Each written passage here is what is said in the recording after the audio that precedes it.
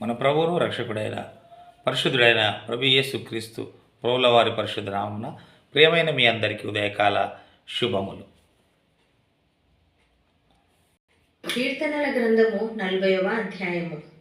యెహోవా కొరకు నేను సహనముతో కనిపెట్టుకొంటిని. ఆయన నాకు చెవియొగ్గి నా మొర ఆలకించెను.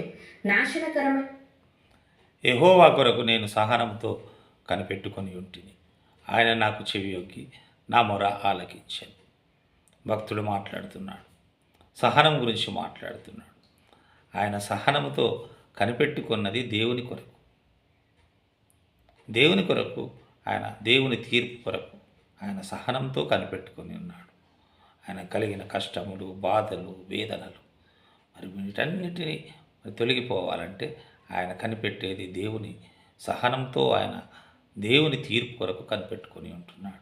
అప్పుడు దేవుడు ఏం చేస్తున్నాడు? మరి ఆయన మొర ఆలకించెను అంటున్నాడు.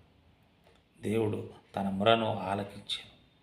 దేవుడు మన మొరను ఆలకించే దేవుడుగా ఉంటున్నాడు.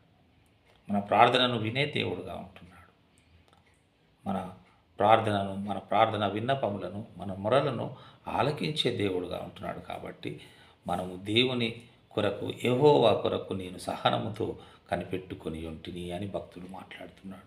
అవును, మనం కూడా మనకున్న అన్ని విషయాల్లో, అవి బాధలు, కష్టాలు, నిష్ఠూర్పులు, వేదనలు, దుఃఖములు ఏవైనా కానీ మరి దేవుని యొక్క తీర్పు కొరకే మనము సహనముతో కనిపెట్టుకొని ఉండాలి.